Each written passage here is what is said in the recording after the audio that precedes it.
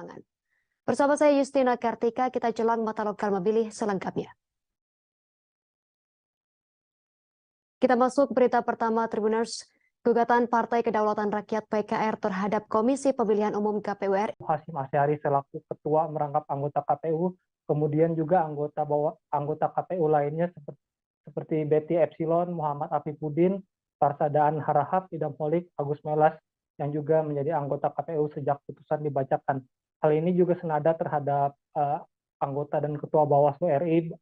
DKPP meminta pengadu merehabilitasi nama teradu Rahmat Bagja selaku ketua dan juga merangkap anggota Bawaslu, serta Herwin J. Malunda, Puadi, Loli Suhenti, Toto Haryono selaku anggota Bawaslu terhitung sejak putusan dibacakan. Demikian rekan Justina. Baik, terima kasih atas laporan Anda rekan Mario Sumampo, reporter Tribun News. Selamat bertugas kembali.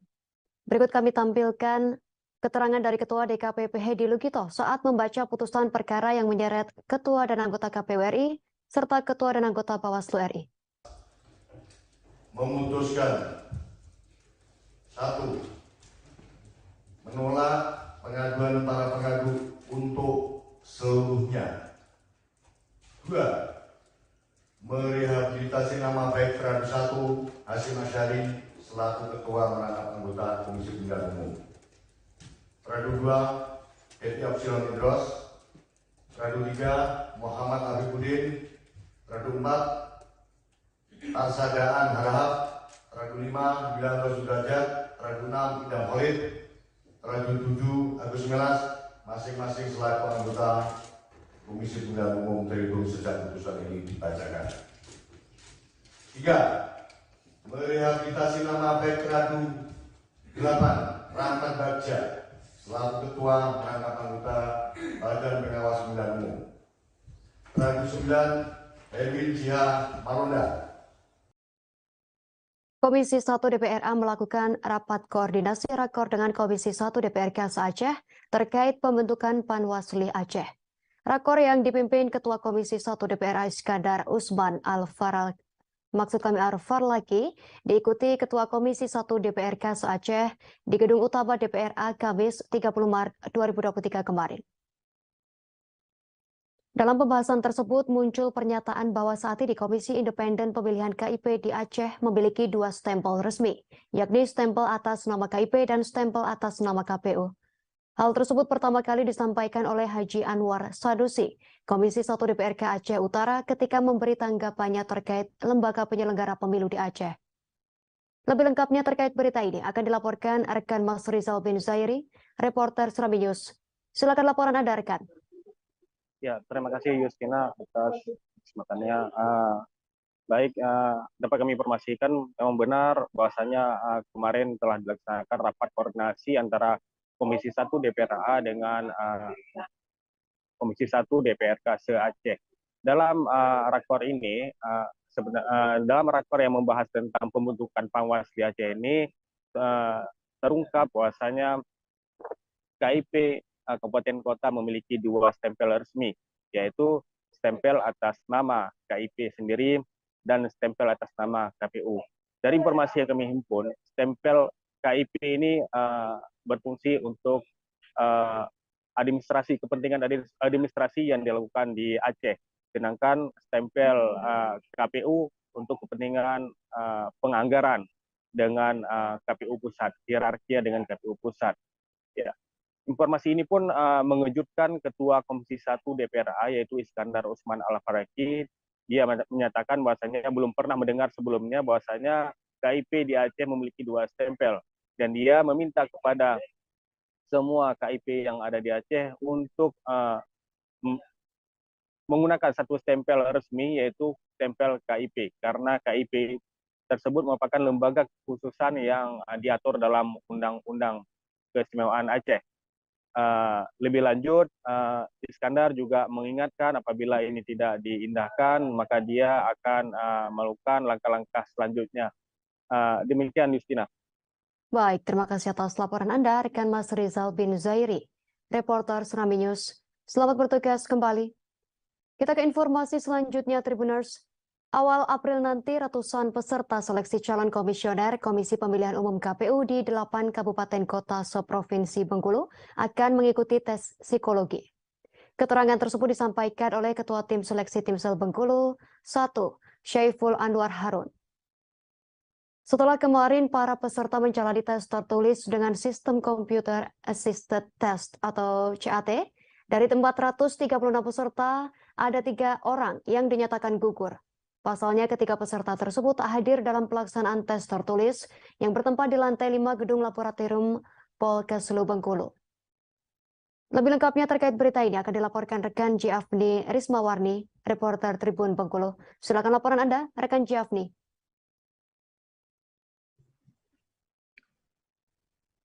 Baik, terima kasih rekan Justina. Jadi memang benar, kemarin Kamis 30 Maret 2023 telah dilaksanakan tes tertulis seleksi anggota KPU periode 2023-2028 yang berlokasi di lantai 5 Gedung Laboratorium Polkeslu Bengkulu, di mana jumlah peserta ada 436, namun ada 3 peserta yang dinyatakan gugur otomatis karena 3 peserta ini tidak hadir pada tes tertulis tersebut. Dengan menggunakan sistem CAT, untuk tes tertulis ini dari masing-masing peserta akan langsung mengetahui nilai yang mereka dapat sehingga jadi bahan pertimbangan bagi para peserta apakah dapat untuk lanjut ke tahapan selanjutnya atau sebaliknya.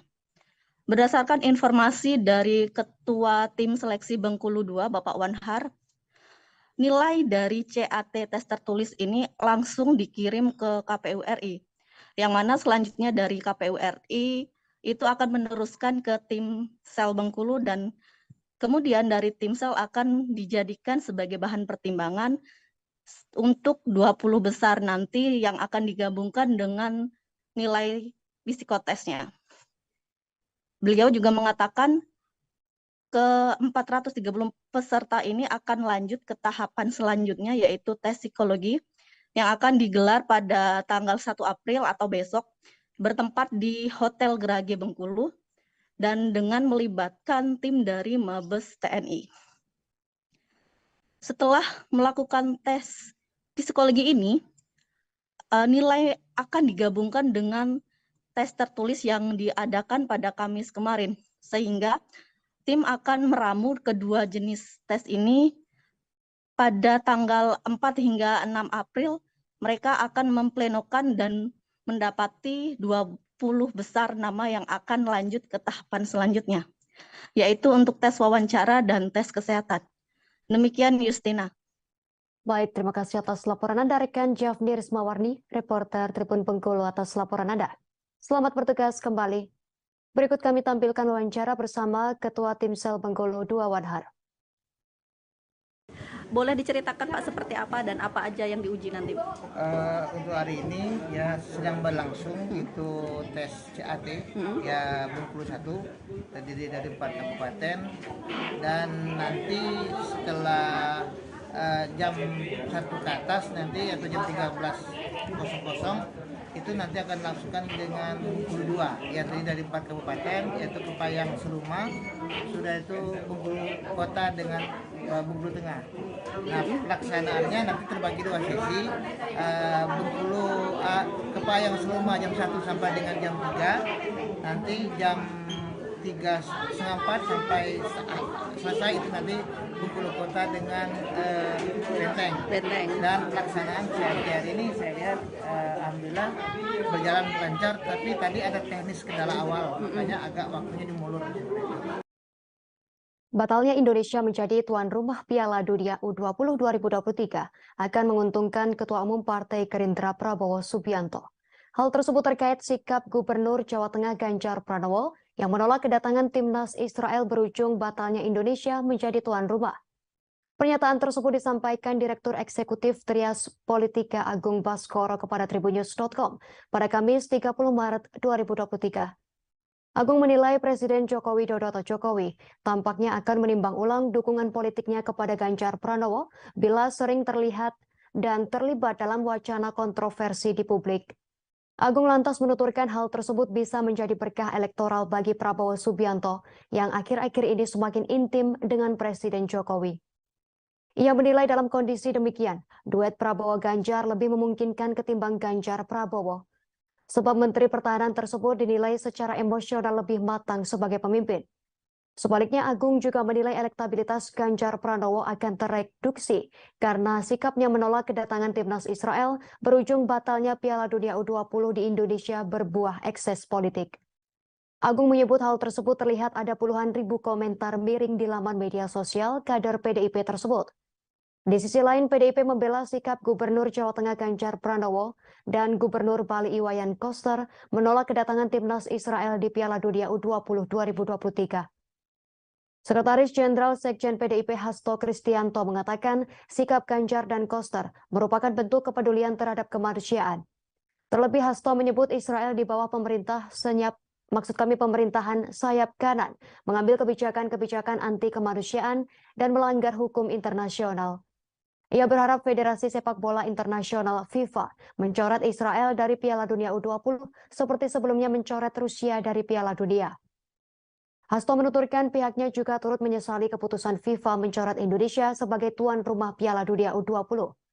Namun ia mengajak seluruh masyarakat agar membangun kesadaran untuk mewujudkan olahraga di tanah air sebagai bagian dari supremasi Indonesia di dunia internasional.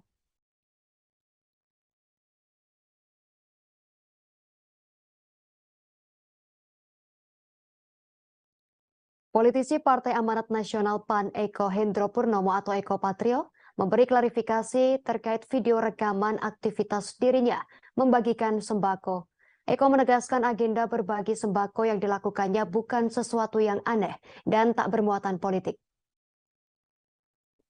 Klarifikasi itu Eko sampaikan kepada awak media di kantor DPW PAN DKI Jakarta, Jalan Cipinang Indah nomor 1 Jatinegara, Jakarta Timur pada Kamis 30 Maret 2023.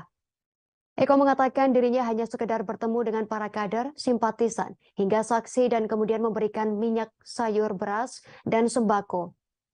Sementara terkait dugaan framing, diharuskan menyoplos, ia hanya menegaskan hal tersebut merupakan sosialisasi yang diterjemahkan sesuai peraturan Komisi Pemilihan Umum PKPU di pemilu.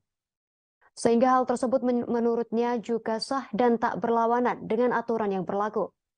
Eko juga mengungkapkan agenda tersebut dilakukan hanya sebatas dirinya sebagai anggota DPR RI, sebagai fungsi membantu rakyat dan juga daerah pemilihannya menyalurkan aspirasi. Selain itu, ia juga menyampaikan hingga kini dirinya belum mendaftarkan diri sebagai peserta pemilu 2024. Sebagai informasi, artis sekaligus politisi Partai Amanat Nasional PAN Eko Patrio kedapatan diduga berkampanye dan bagi-bagi minyak goreng ke ratusan warga di Bidara Cina, Jatinegara. Aksi Eko yang memiliki nama asli Eko Hendro Purnomo tersebut diduga terjadi pada 10 Maret 2023 lalu. Dalam video tersebut saat sampai di salah satu rumah yang sudah banyak berkumpul warga, Eko Patrio langsung disambut dengan nyanyian warga. Nyanyian warga tersebut mengajak mencoblos nama Eko Hendro Purnomo yang merupakan nama asli Eko Patrio di kertas suara nantinya. Eko juga tampak mengajak warga mencoblos dirinya dengan menggunakan alat peraga berupa kertas suara.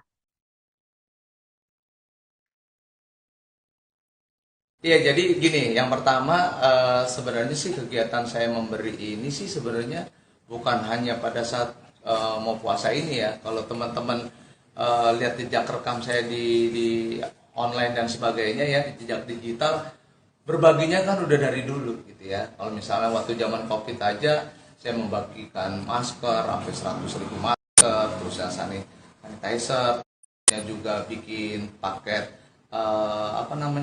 wifi gratis ya, paket edukasi online atau yang disingkat juga dengan Pak Eko gitu ya.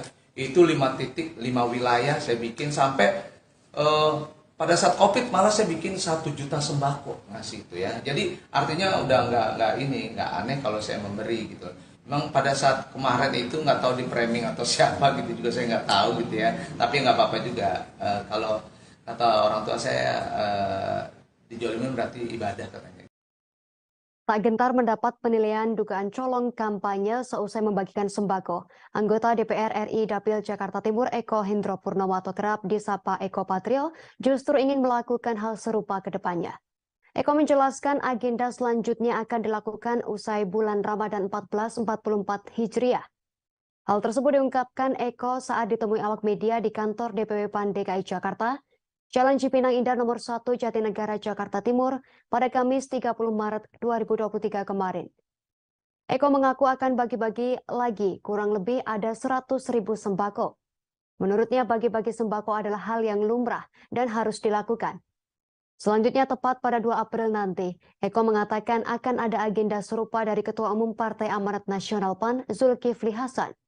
Sehingga ia kembali menegaskan hal tersebut bukan merupakan bentuk kampanye, melainkan hanya sosialisasi saja. Menanggapi terkait dugaan colong kampanye, Eko hanya merasa dizolimi, sebab agenda berbagi sembako dilakukannya bukan sesuatu yang aneh dan tak bermuatan politik.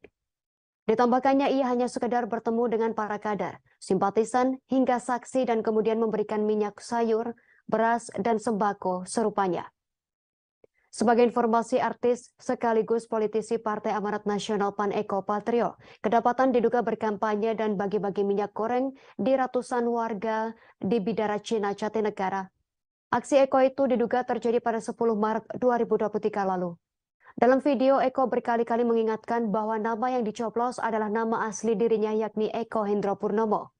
Eko juga terekam membagikan sembako berikut flyer bergambar dirinya dengan nama lengkap dan daerah pemilihan. Dikonfirmasi terkait hal tersebut, Wakil Ketua Umum PAN Yandri Susanto menyebut apa yang dilakukan Eko dengan bagi-bagi sembako ke warga di bulan puasa adalah hal yang wajar. Menurut Yandri, PAN menilai apa yang dilakukan Eko bukan sebagai bentuk kampanye politik. Karena menurutnya saat ini KPU belum menantikan masa kampanye. Ya, jadi pelaksanaannya sebelum puasa gitu. Dan nanti ini habis puasa saya mau bagi-bagi lagi. Kurang lebih ada 100.000 sembako juga gitu ya. Jadi ya nggak apa-apa juga, emang harus begitu kan gitu ya. Apalagi, ini lagi saya dapat nanti kan tanggal 2 April itu Pak Zulkifli Hasan akan mensosialisasikan dan nanti pas ada silaturahmi partai politik ya, ada Pak Jokowi juga gitu tanggal 2 April. Jam 12 siang, salah satunya nanti akan mensosialisasikan jargonnya PAN 12 pas bantu rakyat. Nah kan kayak gitu, jadi memang harus bantu rakyat gitu. Rakyat sekarang harus dibantu gitu ya, dalam kondisi yang terpuruk pasca dari COVID, ya harus kita support. Apa yang bisa kita bantu? Minimal dia bisa makan, bisa minum, apa? Ya udah sembako. Makanya bulan puasa ini kita menyalurkan kurang lebih 100.000 sembako di wilayah DKI Jakarta, tepatnya di Jakarta Timur. Kita ke informasi lain. Kaisang Pangarep, putra bungsu Presiden Joko Widodo, diminta ikut maju dalam Pilkada Depok 2024 sebagai calon wali kota Depok. Tak sedikit warganet yang memberikan komentar terkait dengan usulan tersebut. Wajah Kaisang Pangarep tiba-tiba muncul dalam sebuah poster bertuliskan Kaisang untuk wali kota Depok yang ceria. Usut punya usut, poster tersebut ternyata dibuat relawan Ganjar Pranowo Center atau GP Center. Banyak warganet yang kemudian mengomentari cuitan satu itu. Tak sedikit warganet yang setuju dengan mengusung Kaisang maju menjadi wali kota Depok. Ada pula warganet yang tak setuju. Sementara itu, sang kakak wali kota Solo Gibran Rakabuming Raka hanya tertawa merespons munculnya poster tersebut. Menanggapi poster Kaisang Pangarep, Wali Kota Depok pengurus DPC PDI Perjuangan mengaku belum memikirkan Pilkada Kota Depok 2024, namun tengah memikirkan persoalan yang dibutuhkan masyarakat. Ketua DPC PDI Perjuangan Kota Depok Hendrik Tangke Alo mengatakan, PDI Perjuangan Kota Depok baru mendengar adanya pencalonan Kaisang dan akan dideklarasikan sebagai calon wali kota Depok. Menurutnya, ia mempersilahkan apabila terdapat kelompok masyarakat yang mengusulkan Kaisang sebagai calon wali kota Depok. Hendrik menilai kelompok masyarakat maupun golongan di luar partai mencalonkan Kaisang dinilai bagian daripada aspirasi masyarakat. DPC PDI Perjuangan Kota Depok menegaskan belum memikirkan maupun berbicara untuk Pilkada Kota Depok. Saat disinggung pencalonan dan akan dideklarasikan, Kaisang sebagai wali kota Depok merupakan tes ombak. Hendri enggan menanggapi hal tersebut. Hendri menegaskan DPC PDI Perjuangan Kota Depok lebih memilih fokus memikirkan kesulitan masyarakat dibandingkan Pilkada 2024. Hendrik mengungkapkan masih banyak tokoh masyarakat Kota Depok yang mengerti akan persoalan maupun permasalahan di Kota Depok. Ia menyebutkan sejumlah nama tokoh masyarakat Kota Depok yang dianggap mengetahui akan persoalan untuk membangun Kota Depok ke depannya. Hendrik menambahkan calon wali kota Depok bebas dari wilayah manapun, baik dari Kota Depok maupun dari luar Kota Depok. Namun calon wali kota Depok harus memiliki kemampuan menjadi pemimpin dan sanggup membawa Kota Depok menjadi lebih baik.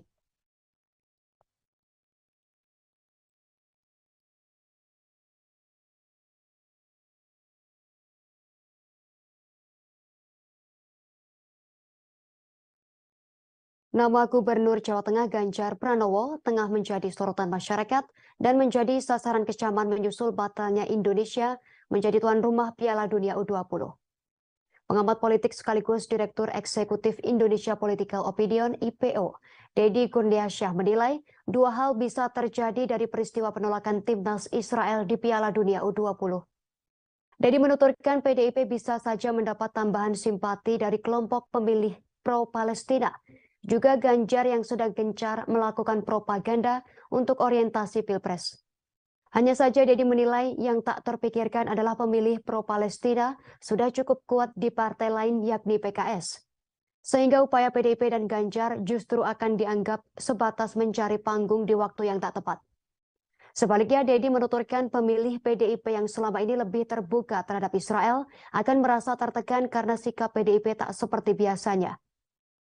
Bahkan untuk urusan sepak bola yang memiliki jumlah penggemar cukup banyak, bisa berganti kecewa dengan sikap PDIP dan Ganjar tersebut.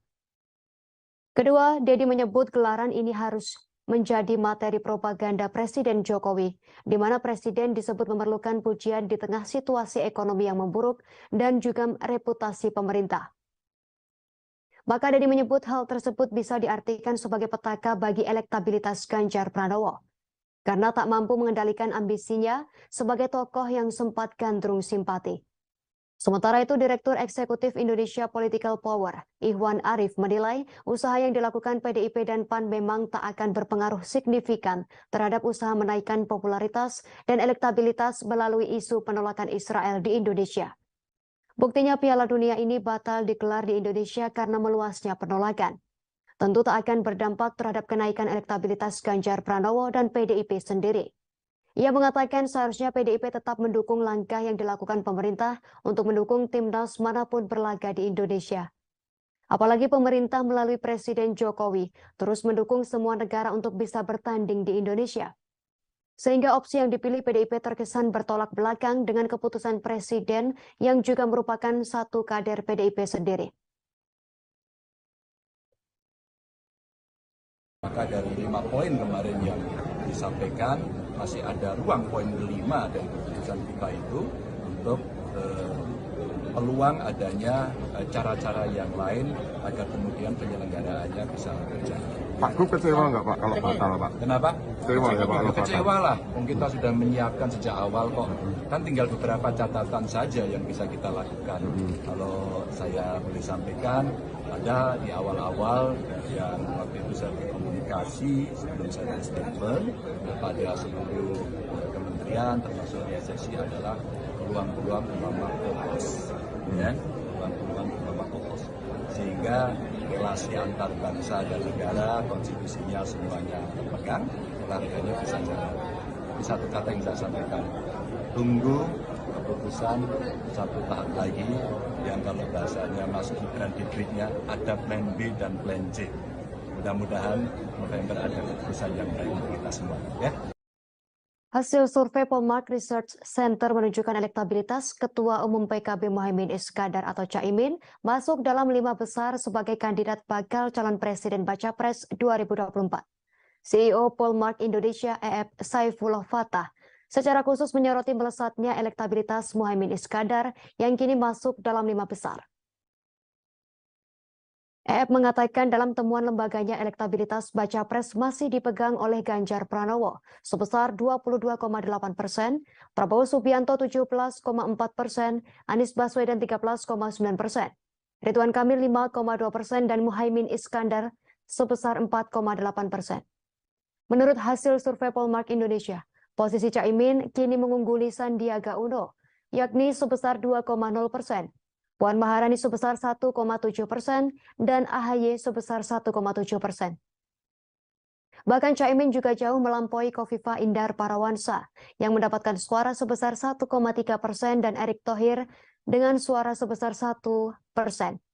Menariknya, Caimin juga masuk dalam 3 besar di Jawa Timur. Ia berhasil mencuri perhatian dan meraup perolehan suara hingga 11,5% dan berada di peringkat ketiga. Peringkat pertama masih dipegang oleh Ganjar Pranowo sebesar 24% dan peringkat kedua adalah Prabowo Subianto sebesar 14,2%. Suara Caimin bahkan melampaui Gubernur Jawa Timur Khofifah Indar Parawansa sebesar 5,8%. Di Jawa Timur ini, Caimin berhasil mengalahkan nama-nama populer lain seperti Anies Baswedan, Ridwan Kamil, AHY, Puan Maharani, dan Erick Thohir. Sebagai informasi, survei Polmark dilakukan pada 23 Januari hingga 19 Maret 2023 di 77 daerah pemilihan. Survei juga sebelumnya telah dilakukan pada 26 Oktober hingga 3 November 2022. Sehingga secara keseluruhan, survei ini digelar di 78 dapil. Mereka melibatkan 62.480 responden dalam survei ini. Responden yang diwawancarai pun tersebar di hampir seluruh wilayah di Indonesia. Survei dilakukan dengan metode multi-stage random sampling dengan margin of error kurang lebih 0,4%.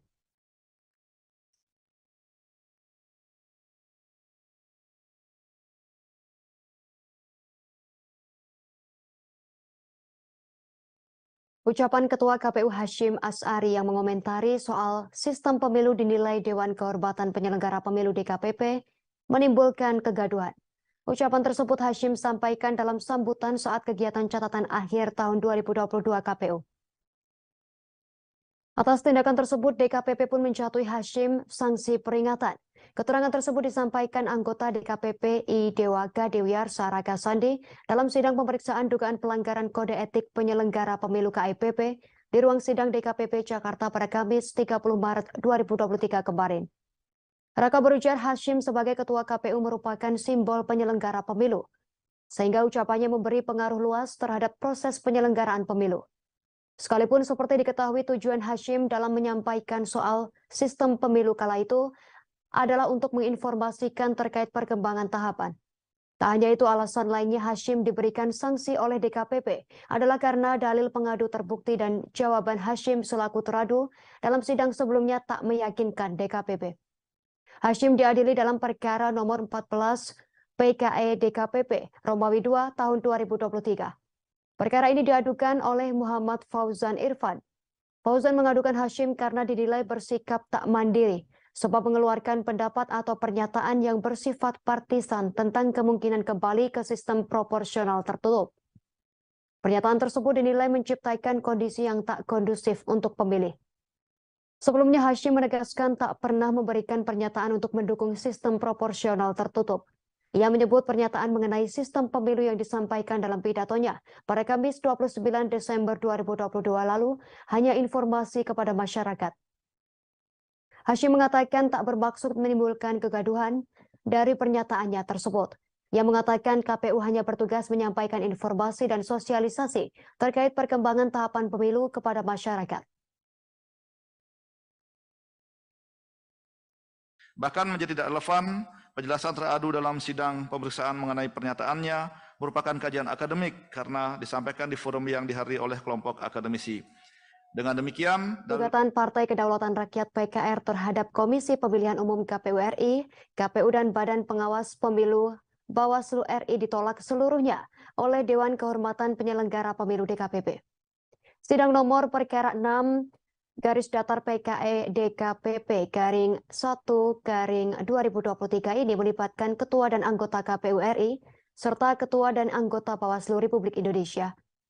Sidang berlangsung di ruang sidang DKPP Jakarta dalam perkara KPU sebagai teradu Romawi 1 hingga 7 dan Bawaslu sebagai teradu Romawi 8 hingga 12.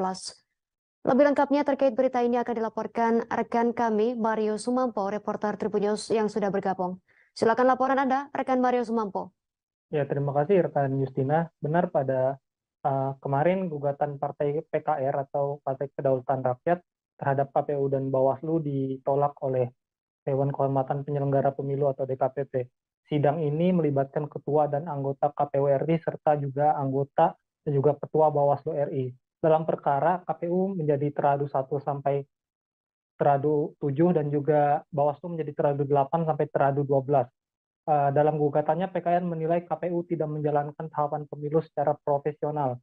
Hal itu lantaran KPU diduga tidak memeriksa dokumen persyaratan pendaftaran milik PKR. Sementara itu PKR menilai Bawaslu tidak konsisten dalam menangani perkara terkait sistem informasi partai politik atau SIPOL milik KPU. Serta PKR juga menilai Bawaslu mengesampingkan bukti dokumen milik PKR. Lebih lanjutnya dalam putusan sidang, DKPP meminta pengadu merehabilitasi nama baik teradu Hasyim Asyari selaku ketua merangkap anggota KPU, kemudian juga anggota KPU lainnya seperti Betty Epsilon, Muhammad Afifuddin, Parsadaan Harahap, Idam Holik, Agus Melas, yang juga menjadi anggota KPU sejak putusan dibacakan. Hal ini juga senada terhadap anggota dan ketua Bawaslu RI.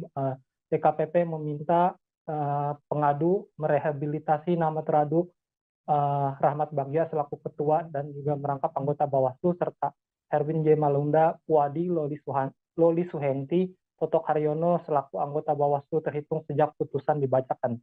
Demikian rekan Justina. Baik, terima kasih atas laporan Anda rekan Mario Sumampo, reporter Tribun News. Selamat bertugas kembali.